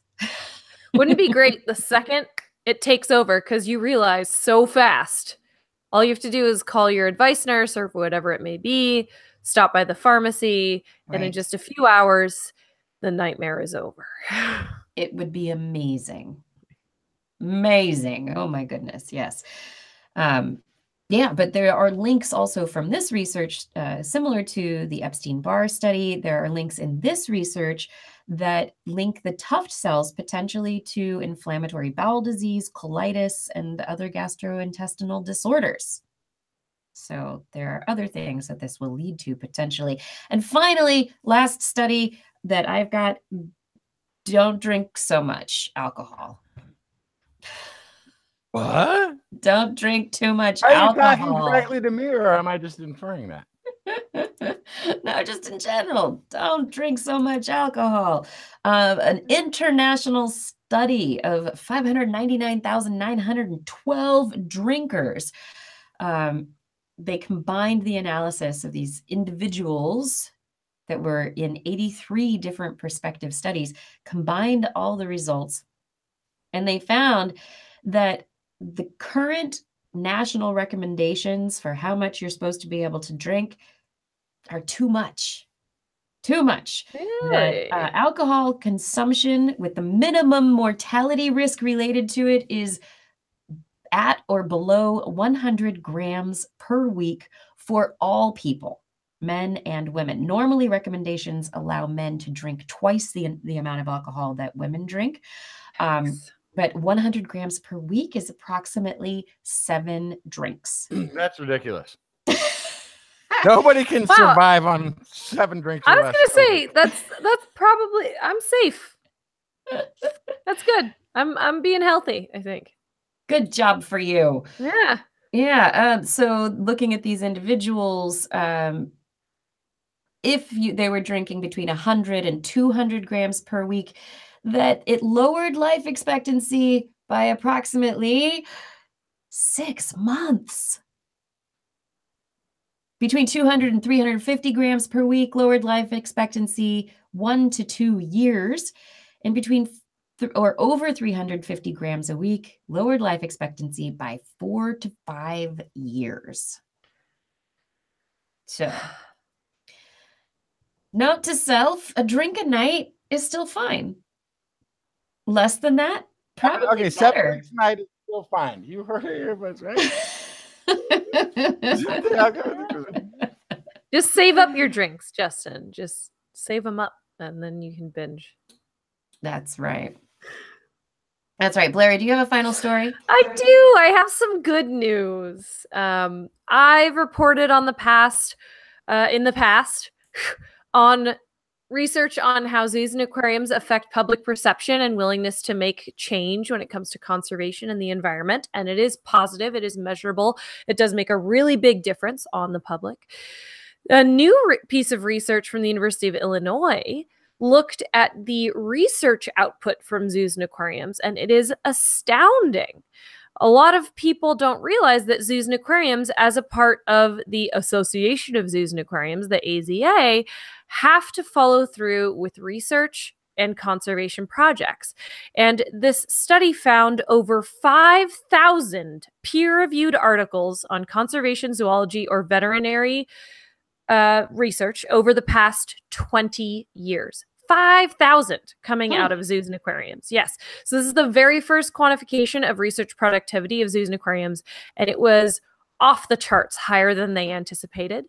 And they found that zoos and aquariums are, in fact, players in scientific research and have helped contribute to our wealth of understanding of wild animals and ability to try to save animals through conservation projects. This did not quantify the other direct impacts on conservation, like actually doing breeding programs and contributing funds or staff to conservation projects out in the field, but zoos do that as well. But so this is a really interesting start in looking at, like I said, there's been a lot of research on the outreach side of what zoos and aquariums do and the measurable impact, but this is on the actual impact on the scientific community, which is awesome. This is amazing. Yeah. Don't hate the playa. Give the zoos a high five. Yes. They're doing research there behind the scenes.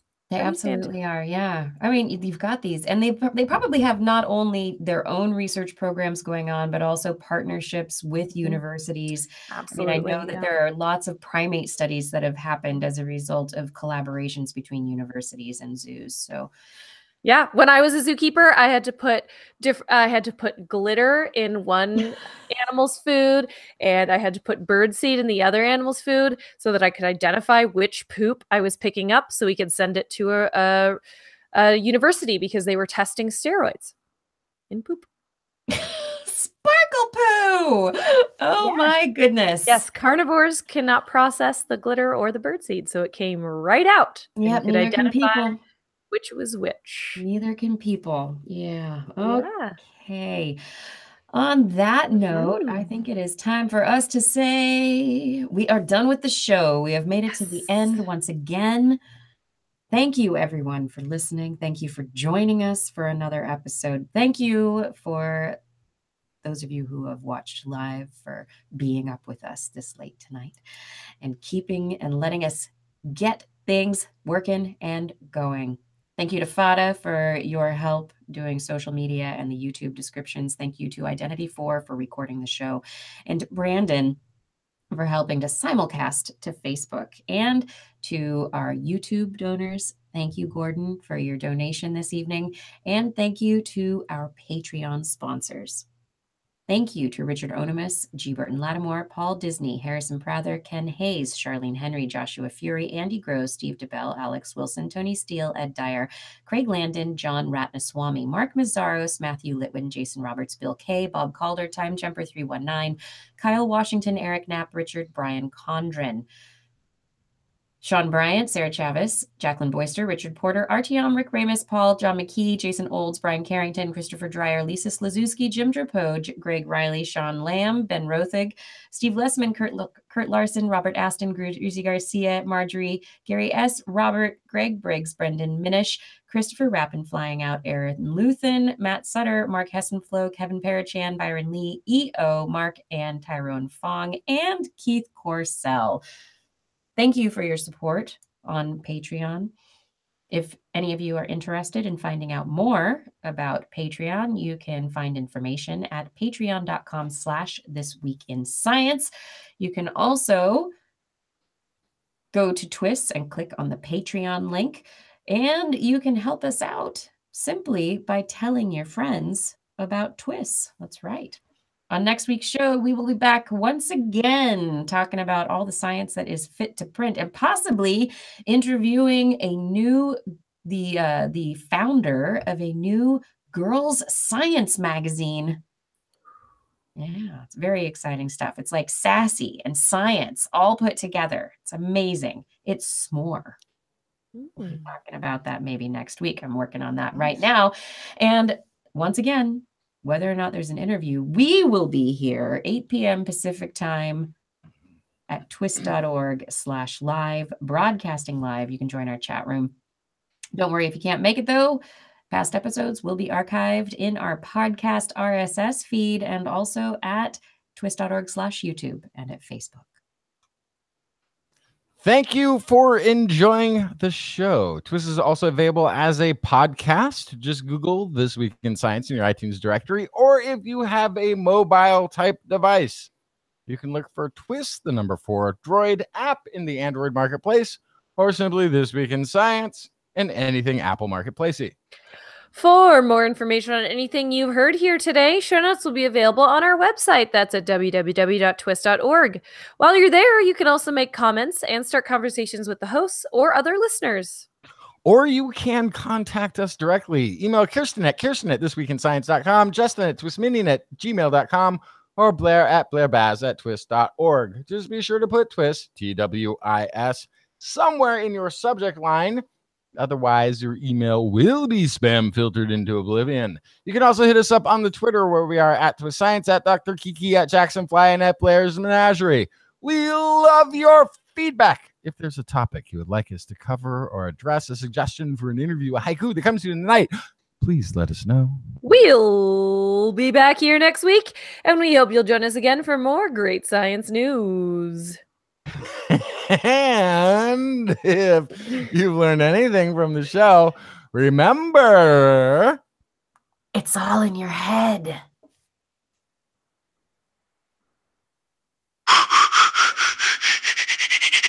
This week in science. This week in science. This week in science. This week in science, it's the end of the world. So I'm setting up shop, got my banner unfurled. It says the scientist is in, I'm gonna sell my advice. Show them how to stop the robots with a simple device. I'll reverse global warming with a wave of my hand. And all it'll cost you is a couple of grand. 'Cause this week's science is coming your way. So everybody listen to what I say. I use the scientific method for all that it's worth, and I'll broadcast my opinion all over the earth. 'Cause it's this week in science. This week in science. This week in science. Science. Science. This week in science. This week in science. This week in science. Science. Science. Science. I've got one disclaimer, and it shouldn't be news. That what I say may not represent your views, but I've done the calculations and I've got a plan. If you listen to the science, you may just yet understand that we're not trying to threaten your philosophy. We're just trying to save the world from jeopardy. And this week in science is coming your way. So everybody listen to everything we say. And if you use our method instead of rolling a die, we may rid the world of toxoplasma. Got the eye. Cause it's this week in science. This week in science. This week in science. Science. Science. Science. Science. This week in science. This week in science. This week in science. Science. Science. Science.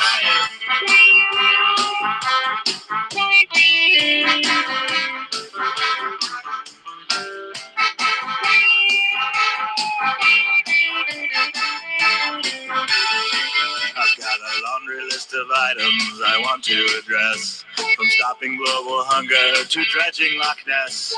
I'm trying to promote more rational thought, and I'll try to answer any question you've got. But how can I ever see the changes I seek when I can only set up shop 1 hour a week? This week in science is coming your way.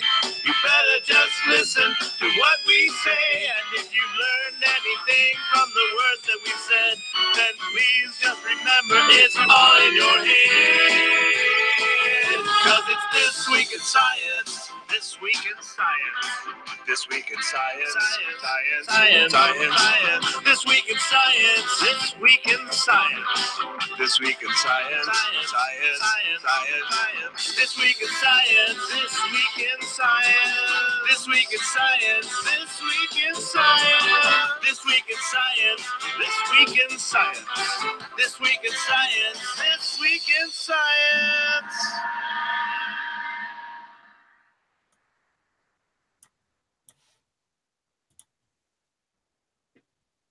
Good night, everybody. Ah, we made Joining it. us on the show where we did the science eventually. We did the science eventually. Yeah, I have to find out what happened. Wait, go back to that website that you were just on. Our website? Yeah, you had a website that was up. Our website? on the screen? TWIS.org. Our website? Okay, so not this, but scroll down. Where was that video? That Blair right there. Uh-huh. That Blair? Reminds me of, and I'm so bad with names. This is the thing I'm really bad at. This is the thing I'm terrible. But it's the girl like, isn't it ironic Alanis Morissette? Alanis Morissette after, like, in her comeback where she's like, I always wanted to, like, do my hair and wear makeup and have earrings.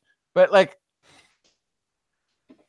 that. Okay. Go back to this. Wait, well, okay, it's up. Hang on. I'm just not clued in it. You got this, like, Alanis Morissette-y-ness in that still shot screen capture there that I don't normally attribute to you. That's like that picture does I don't not really see it. I don't know what it is, but that picture is like not as Blair-y as Not so Blair-la, huh?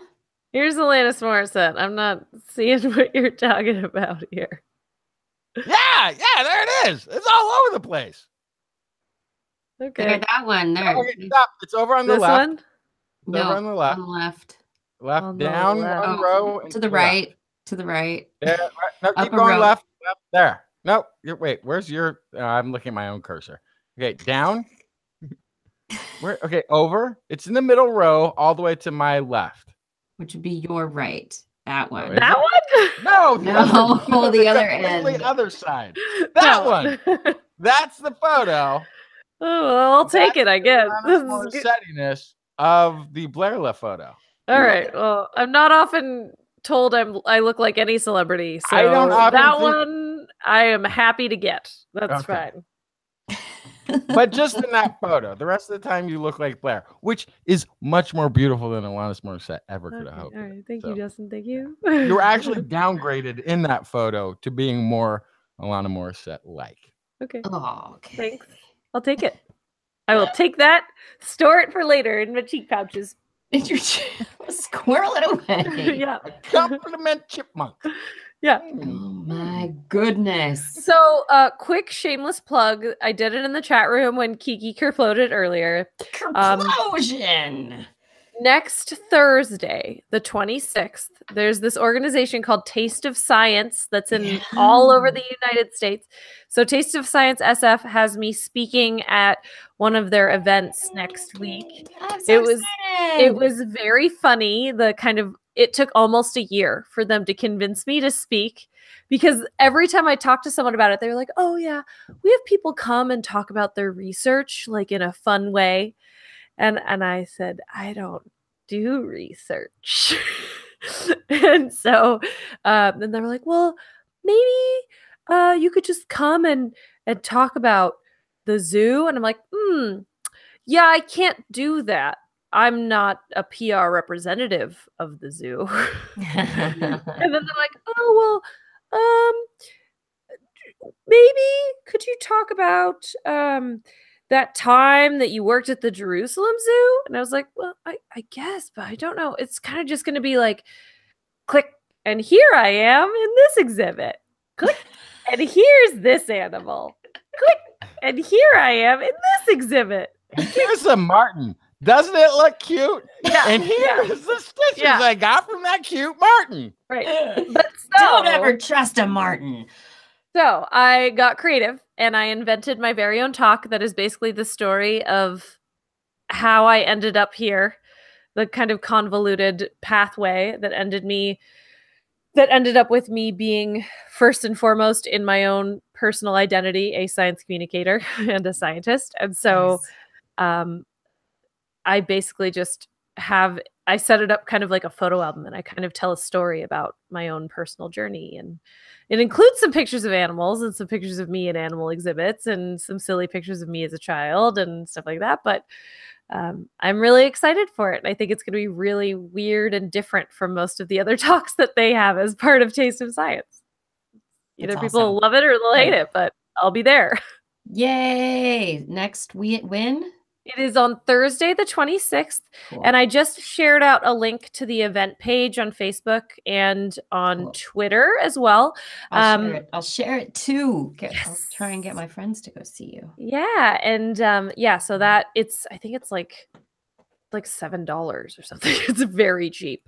And it's at a place called the Red Vic on Haight, which I've never been to, but supposedly they have very good cocktails and foods. So nice. That'll be good. That'll be great. Yeah, I'm excited. That'll be good. Look, I have a desk that goes up and down by itself. Oh, I've always wanted one of those. I was going.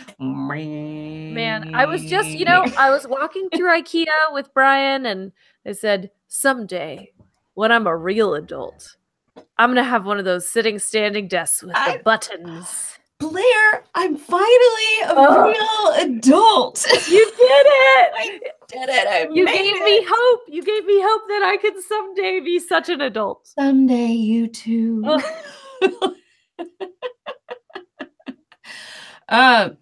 May 2nd. Show on May 2nd. That's 2 weeks from now. Yes. Of course, Justin isn't here as I'm going to say this. I don't know where he went. I am not going to be able to do the show. Okay. I can't do it. So it's going to be you and Justin. Okay. Yeah. Yes. I will be at a workshop, but I just don't think I'll be able to get away to do the show. So okay, that's fine. So here's my question.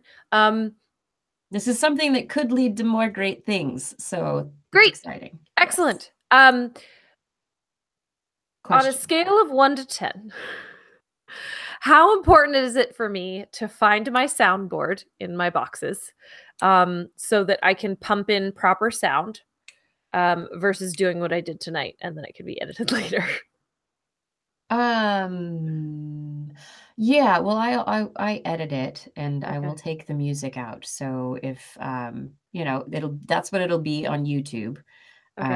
But for the podcast itself, when I get my time, when I get back and I'm able to edit and all that kind of stuff, or maybe when I'm traveling on Friday, I'll have the music. I can do it. So I'll just swap the music out. So if you don't want to go into all that yet, don't worry about it. Okay. Yeah. It's if I get there, I will do it. But thank you for your flexibility. Yeah. Since I still have boxes around. Yes. It is good. And then it's the normal thing where you have to I have to see if I can remember.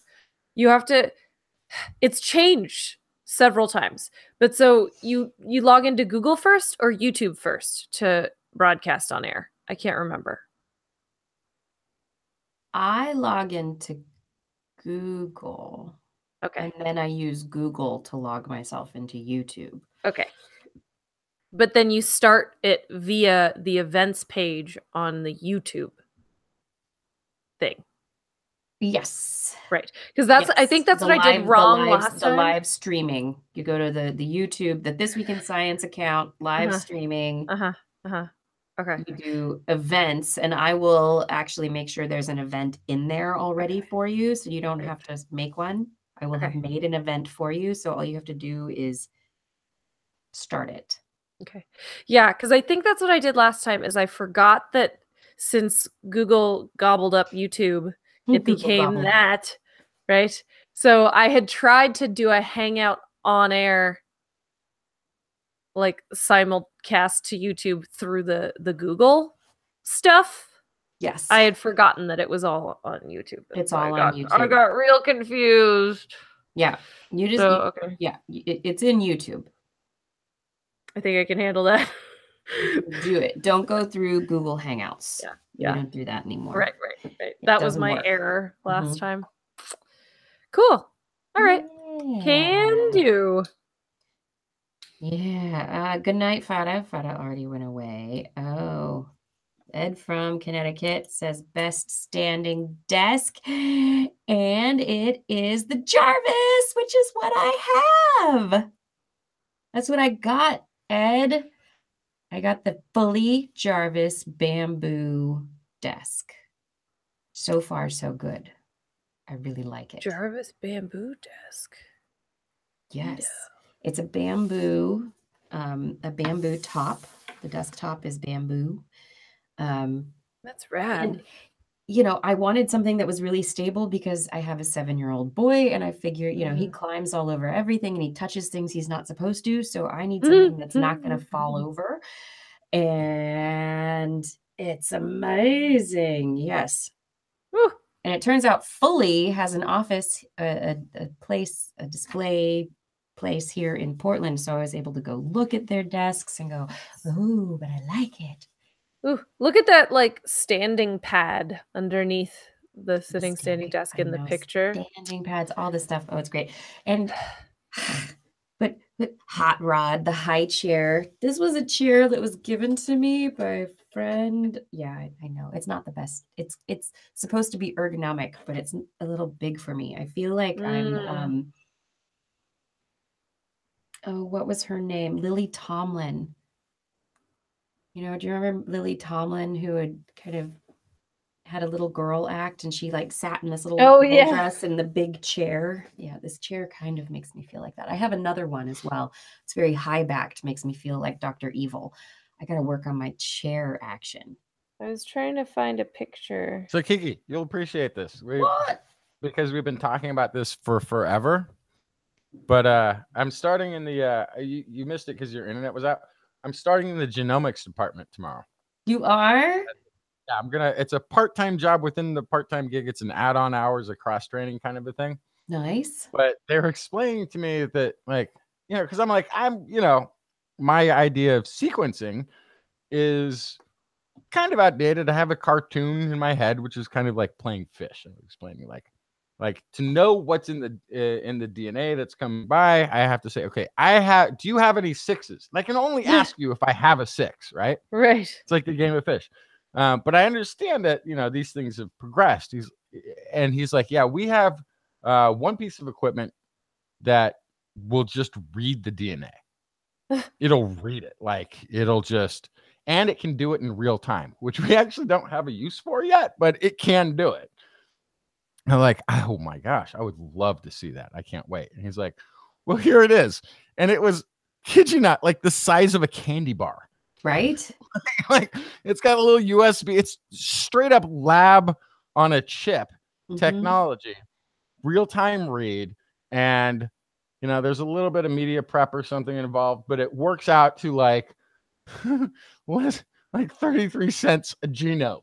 Like it's redunculous. Is that the new one that everyone's talking about? Because there's a new sequencer that's supposed to be super small, and it's very affordable too. Not so super expensive. This is nanopore. Yeah, nanopore. That's the new one. They put one on the International Space Station too. Yeah. It's like, you can put this in your pocket. It's just like, I wonder what this genome is. Yeah, so I reported on a story a month or so back where they were using the nanopore, and there is a problem with like, it's, you know, the efficiency, or not the efficiency. The efficiency is great, but the accuracy. It can get, I guess, a little bit fooled by epigenetic. So what they did is, in the paper, is they showed this technique for increasing the accuracy to like 95%, 98% or something like that. So it's not, but what it does is it has to do a lot more reads. So it takes a little bit longer, but then you take all those reads and put them together in the data. And so, but it's a method that they've made open source. So you might be using it. Yeah. No, it's like cool. So ridiculous. Like this is awesome. Yeah. I can operate a thing by clicking a mouse that can read a whole genome of a thing. I mean, it's a longer form read too than is typically available. So yeah, next thing I know, you're going to be smuggling your own genome home on your laptop flash drive. Well, he's like, next thing, I already did that. I already have that, actually. That was provided to me by the good folks at 23andMe. That's right. But they haven't given you your genome. They haven't given you that. They don't have the complete. But again, they've done the single point mutations, and that's it. This is still a thing that we need to. And actually, I haven't done the ancestry one, which is newer. The ancestry genome one. Maybe we got to reach out to somebody and do a thing on this show where we talk about it and have our genomes. Because look, there's people who are excited about doing this. There are people who are not excited about doing this. My initial assumption is anybody who's not excited about putting their genetic information out there to get the feedback from it is because they've committed a crime somewhere in their past that they're up till now gotten away with and are afraid of providing any genetic information to the world. For those of us who do not have crimes in our background, this is just freaking awesome. It's amazing. Yeah. It's amazing. Yep. What was I gonna say? I don't know what happened with my internet tonight. Oh, congratulations on your new job, part-time though it is. That's awesome. It's actually, it's adding on to what was a part-time job with more hours. With more hours. So extra part-time. Yeah. Cool. And then I don't know what happened with my internet tonight. I'm hoping, but I might be terrible at it. I don't know till tomorrow. Tomorrow's the first day of this new thing. Like, it might be that I've done everything fantastic up till now, and then it's like, I don't know how make work. Like, that could happen. You're gonna figure it out. That's not gonna be a problem. I have deficits. I have deficits. I'm not arguing with you about that. I have cognitive gray areas where I'm like, I can do all of this, but that is not something. Actually, the good thing is I'm not actually going to be in charge of anything. And I think as long as I'm in a position where I'm not ultimately responsible for making other people do something, I'll be fine. If it's just, here's what you need to do, I'll be good all day long. As soon as it's like, I need you to coordinate and plan for, forget it. I give up right now. You're like, what? Planning?